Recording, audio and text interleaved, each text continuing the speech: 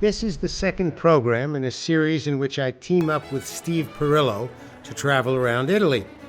Steve's grandfather started a company that eventually became the largest organization taking American tourists to Italy. This program is about the city of Florence, and to make it truly challenging, we brought along my youngest son.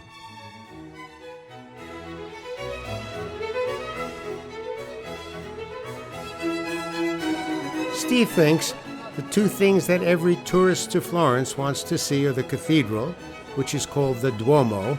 The name comes from Domus Dei, which is Latin for the house of God. They also want to see the Baptistry, and I agree. No ancient building in Rome could have spanned the immense distance envisioned for this structure. Nor could any architect working in the early 1400s, until Brunelleschi figured out how to do it. There are actually two domes, one inside the other. The inner one is made up of self-supporting bricks in a herringbone pattern. When that was completed, it was used as the support for the scaffolding to erect the outer shell. The fresco on the underside of the dome depicts the Last Judgment. It was completed in 1579 and intended to be Florence's version of the work by Michelangelo on the ceiling of the Sistine Chapel in the Vatican. Most of the art created in Italy during the Renaissance was produced under a system of commissions. The church would announce that it was interested in having a nice little sculpture for a spot on the outside of a building. A guild, which was like a super powerful trade union, would offer to cover the cost. The guild would choose the artist, often after a public competition. Then the work would be created and donated to the church. In this case, it's a statue by Donatello. It represents St. George, the patron saint of the Armorers Guild. They were the guys who paid Donatello for the work. Of course, the Armorers Guild would like you to believe that St. George was standing there fearlessly because he was using one of their new shields, Model 1477, in bronze, available with or without the gold trim. Product placement was a basic part of Renaissance art. Directly across from the Duomo is the Baptistry. Florentines claim that it was originally a Roman temple built to honor Mars, the god of war, who had just given them a hand in a battle against the Etruscans. In fact, it appears to have been built in the 500s, but it did use some old Roman stones.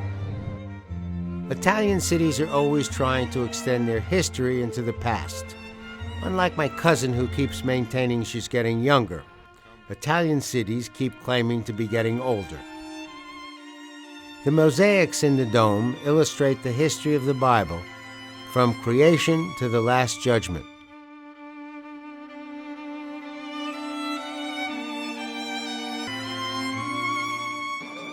In 1401, the Woolmakers Guild announced a competition for the north and east doors of the Baptistry.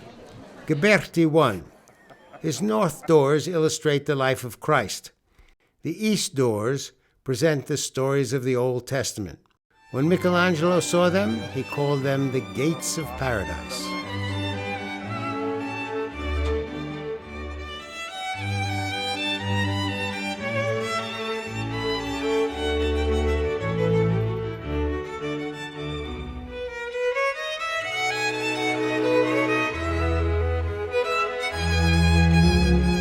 Santa Croce was originally a Franciscan church, and at the time it was built, it was one of the largest churches in the world.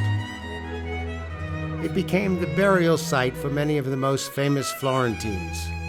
The walls are lined with monuments: Dante, Michelangelo, Boccaccio, and Machiavelli.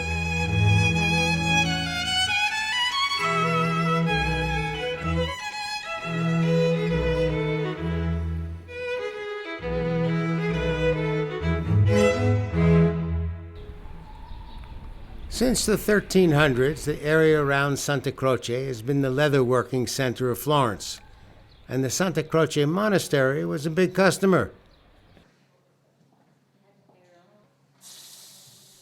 The monks were in constant need of leather covers for their manuscripts. At the end of the Second World War, the Franciscan friars at the monastery teamed up with the Gori and Cassini families, who were master leatherworkers. Together, they created a school that would teach children who were orphaned in the Second World War how to make things in leather and earn a living. Laura Gori, the daughter of one of the founders, took us on a tour.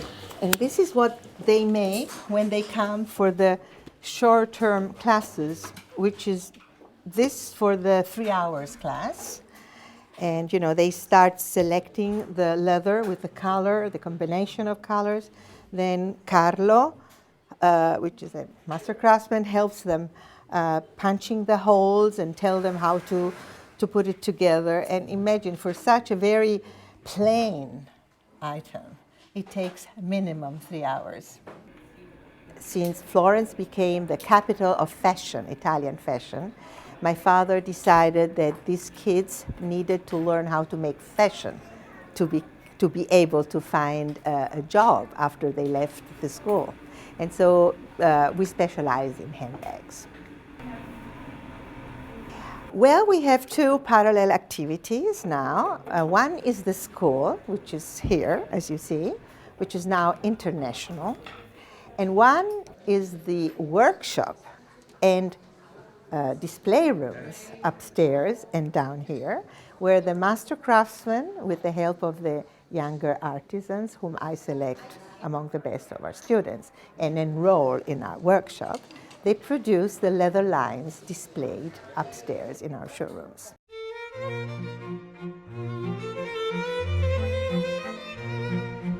For over 300 years, one of the most powerful families in Florence were the Medici. They appear to have gotten started in the farming area north of Florence.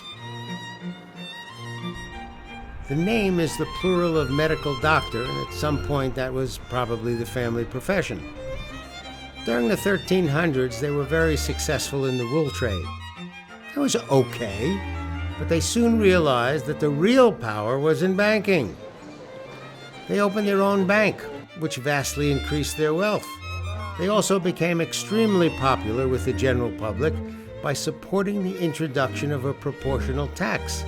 Imagine that, a banker suggesting that the rich pay more taxes than the poor.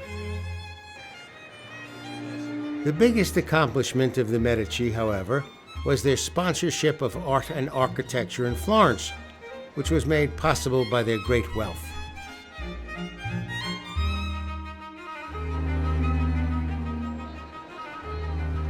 During the Renaissance, the leading artist would only create a work of art after he had been paid. Masaccio, Donatello, Fra Angelico, even Michelangelo and Leonardo da Vinci worked without an accounts receivable department. The Medici were also great supporters of scientific projects. They hired Galileo as the science teacher for their children, and Galileo repaid the compliment by naming 4 of the largest moons of Jupiter after the 4 Medici children he tutored. How cool is that? In addition to commissioning great works of art, the Medici were serious collectors. It is their private collection that forms the core of the Uffizi Museum. The buildings that make up the Uffizi Gallery were originally commissioned by a member of the Medici family to house the city's administrative offices. Having everybody in one place gave him greater control. He even built a secret walkway that allowed them to walk between their private palace and the seat of the government without coming into contact with the people they ruled. Something like the private subway in the U.S. Senate. In 1737, Anna Maria Ludovica, the last of the Medici, donated the family's entire collection to the people of Florence. Today, the Uffizi contains the world's largest collection of Renaissance art.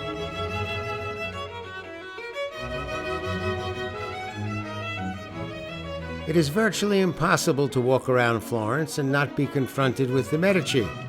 And that includes the hotel where Steve and I stayed. The hotel is the Grand Hotel Villa Medici. It has an ideal location at the very edge of the historic center of the city. It's just a few blocks away from the Duomo and the Baptistry and the most important shopping streets.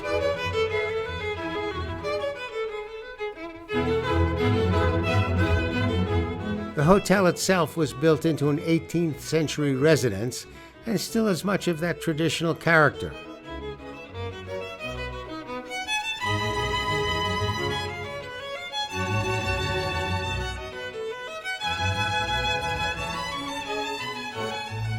And there's the bar. Now, every animal has a series of natural habitats, and one of mine is a hotel bar. The creation of certain drinks is associated with certain cities. The Bellini was created in Venice, Irish coffee in San Francisco, Manhattan's in New York. Florence created the Negroni. Count Negroni would come into the bar every day and ask for a drink made up of Campari, red vermouth, and gin. And eventually, they named it after him. Grazie. Grazie, signori.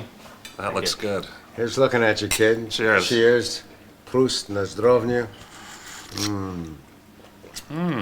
It's just the way my mother made it. She did. And drank it. One of the advantages of the location is that the hotel has a private garden where guests can relax. It also has a swimming pool, which is very unusual for Florence. The Villa Medici has a well-respected restaurant called the Lorenzo de Medici. Steve and I asked the chef to prepare a meal of typical Florentine specialties. He started with panzanella salad, then a potato pasta, and a Florentine steak. Florence is in Tuscany, and Tuscany is world famous for its wines. Accordingly, the hotel has an extensive collection of Tuscan wines. There's also the conservatory restaurant that looks out on the garden. There are less than 100 rooms and suites in the hotel, which gives the entire property an intimate feeling. The colors are quite wonderful. For over 700 years, Florence has been a world epicenter for craftwork, with particular skills in leatherwork, paper production, and clothing design. We've seen some of the leatherworking tradition in the Leatherworkers' School, and that's a great place to learn about the craft. But it is also practiced in dozens of shops throughout the city. One of the objects I admire is the Florentine treasure box. And Simon Tatti is a master at making them. This is my third generation, my grandfather, my father, and me. And my grandfather started and learned from other master craftsmen in 1920s. And now I have the same process because I adopted from my grandfather and my father. Strips of leather are soaked in water until they are soft enough to wrap around a wooden box. The box is then heated. The leather dries and hardens. Once it is completely dry, the leather is shined with wax and vegetable dyes in order to achieve the desired color and shine. In the final step, the wooden mold is removed and the leather box stands on its own. It's all done by hand and can take as long as 8 weeks. When Catherine de' Medici of Florence married King Henry II of France, her jewels were carried to Paris in hard leather boxes that were part of the leather crafting tradition of her home city. Everything is only by hand, with only leather, and with the passion, time. To make these authentic boxes today is very hard because it's too much authentic. We're heading into this place, Nicholas, because they make gloves and they're supposed to fit you very well. Like a glove. So we're gonna... Did you say that? Hopefully. Okay, hi. Good afternoon. We've come for our fitting. Okay, thank you. Is this a big hand? Yes, large size. What size is this, do you think? 9.5 or 10. You want to Gee. try one pair just for 8.5. 8.5, yes. Try, first of all, in size 10. Just to So what does that do, that thing? This is to stretch the gloves in the finger, because when the glove is new... Is this the first hand that's ever been in the Yes, glove? then after you try the gloves, you use the gloves, Yeah. is not necessary. This is just when the glove is new. Uh-huh. Okay, push your elbow here, thank you. Like the color? I do. I like the color. In the winter fits much better, the gloves, because the hands because are- now the hand is little bigger than Yeah. this size 10. I think it's the right size. Are they lined? It's cashmere lined. Oh, yeah. It's a classic style for This men. is beautiful. Size 10 is your size. All right, ready?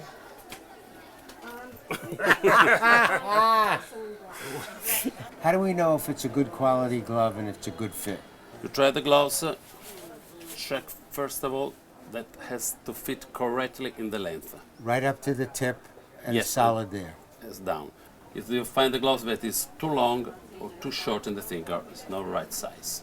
To know if it's good gloves, first of all you have to know the leather, the kind of leather, because many gloves looks similar but it's completely different. Also the cashmere, the composition inside. Anthropologists believe that leather gloves go back to the time of the caveman, and I assume that includes cave women.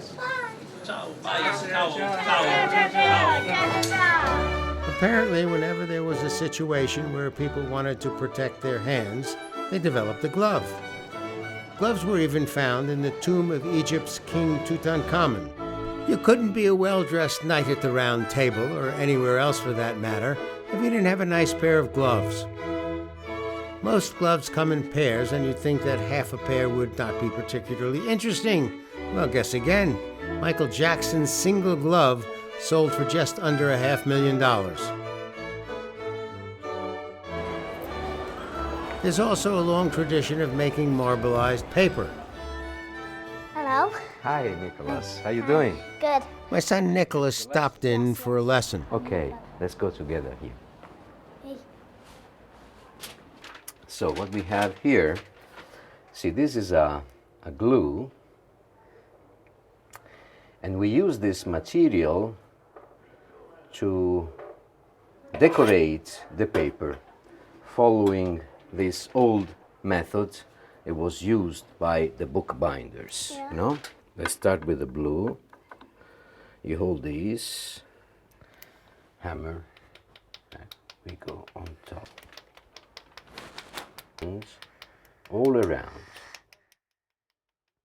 Let's go with another brilliant color first, as we did before. Keep going, like that. This is fine. You see, we have already a kind of pattern. Now, look, how we take just this simple item, and you go inside of this liquid. Then, in this part, ecco, you go with a different movement. Hold it here. Okay. You dip it in. You go to the right. You see? A new pattern came out. But you can change again. You can change again, and we can turn into a pattern that we call peacock. Peacock tail. Look. Now we have to transfer all of these onto the paper. You go down when I tell you. Hold it, hold it. Okay, down. Okay, now we lift it up a little, ecco, hold it. Ecco, and we did it. There we are. Leave it down, leave it down. Okay. Here we are. See? And you can make just one at a time. See? Every piece, it's unique. It's nice. Did you like it? Yeah, I like old-fashioned stuff. See, Nicholas, this technique once, it was very popular The bookbinders, they used to use this kind of paper to cover the in-page of the books, so the beginning and at the end. Here you are, Nicholas. Thank you. This is your job. Thank you. Congratulations. Thank you. Thank See you. you. Bye. Bye.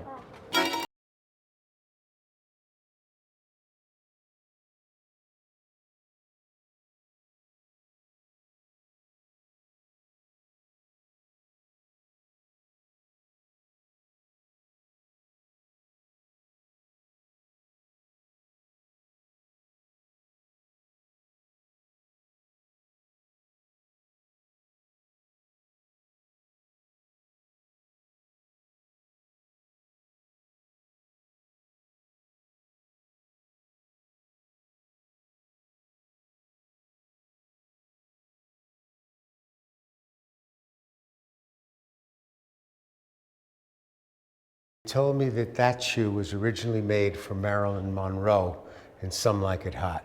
And they told me you can have it for $5,000. They give you a discount if you buy the right shoe, too? He was an extraordinary talent.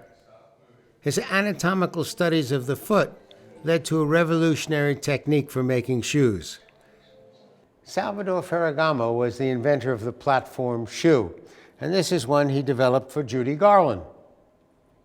This shoe was created in 2010 for Angelina Jolie for her appearance in The Tourist.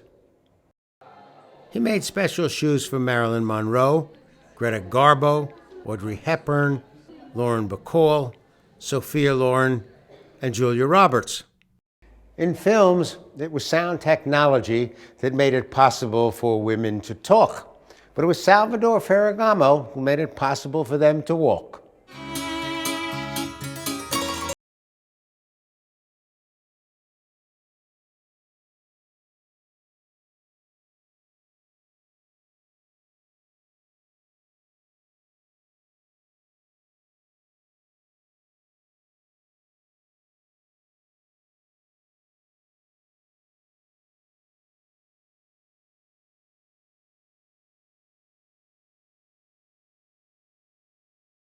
Gelato. Yeah, Dad, we haven't done anything about gelato. They're a tough crowd. I promise the next show. You can watch this program and link to hundreds of other Burt Wolf programs free at burtwolf.com. There's information on how to tour the same places, plus Burt's slightly irreverent take on history and culture. It's all at burtwolf.com.